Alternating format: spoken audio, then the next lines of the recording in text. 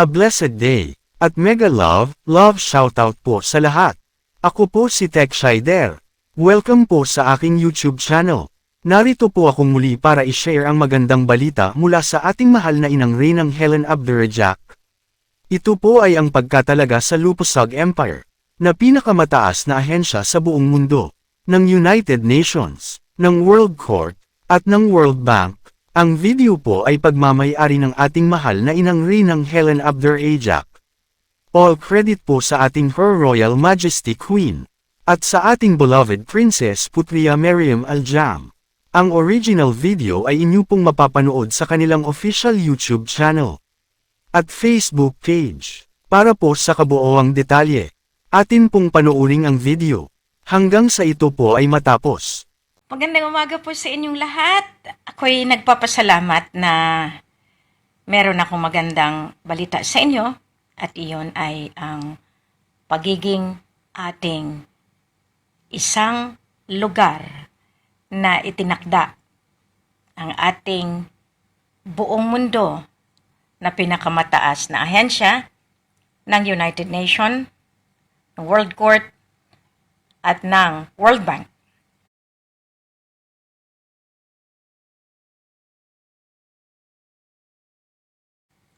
Mabuhay ang Lusag Empire. Diyan, nakikita ninyo, wow, wow na wow ha. Hindi ito biro, pero yaan ang naitakda. June 30, 2024. Natapos natin ang buwan ng pakikibaka. Kunting-kunti na lang. Maipon ko lang at iyon na. Alam natin na bawat segundo may paraan. Maraming salamat sa inyo na kung saan nakikita ninyo ang tunay na laban ng bagong henerasyon. Ito ang siyang pinakabilin-bilinan ng ating mga lolo, ng mga lola, ng engkantado, at ng lahat ng ating mga tinatawag na Enchanted Kingdom. Mabuhay ang Ligwasan Mars! Ligwasan Mars, salamat. Enchanted, Lolo Putok, Baginda Ali Abdurrahman, Raja Sulaiman. Congratulations po, Lolo Putok. Hindi mo ako pinabayaan. Kayong mga Magindanawan, at least maintindihan ninyo na ni minsan hindi tayo pinabayaan ng ating mga ninuno. Sila, gabay natin. Kahit anong aryada ng kalaban, kahit dalhan pa tayo ng napakaraming mga militar nila, hindi tayo sumusuko. Nagpapasalamat ako sa mga namatay na mga nagpakasakit na mga kalululuhan, mga mujahidin ng Ligwasan Mars. Huwag kayong mabahala, kayong mga pamilya. Ilista ninyo. Kasi sisingilin ko rin ang Armed Forces ng Pilipinas sa pagpatay sa tunay na bantay ng kalikasan. Hindi yung inutos ng politika. Hindi yung kinukuha ang patong sa ulo. Hindi yung ginagamit nila ngayon, ang patong sa ulo ng mga inilista nila.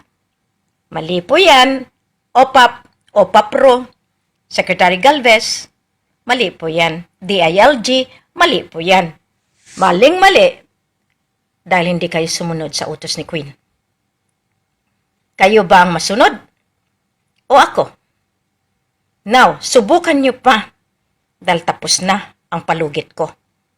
Biro mo, tinapos na yung 5 years grace period, tinapos na yung transitory phase noong 2023, September 16 ha, October, November, December, January, February, March, April, May, June. 9 months noong 16. So therefore, wag nang patagalin. Gutom lang. Ngayon, nakakatuwa kayo ha. Martin, Romualdez, yang ginagawa mo, politika. Ngayon pa lang, nagpo-promote ka na, magraran ka ng walang eleksyon. Dito ko siguraduhin sa inyo lahat, walang eleksyon dahil wala kayong authority na magpa-eleksyon. Di ba tinapos ko na yan? Hindi kayo naniwala. Kaya lahat ng commissioner of election, lahat ng militar, lahat ng politika na umupo ng illegal mula nung nag-eleksyon kayo after kay Gloria, tapos. Lahat kayo mananagot sa timbangan ng mahal na ina. Ngayon, tawa pa kayo. Go by all means, laugh at the top of your voice.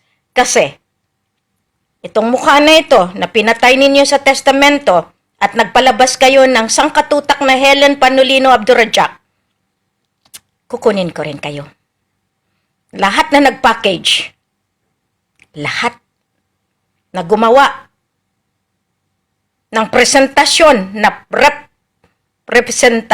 misrepresentasyon, kunin ko kayo.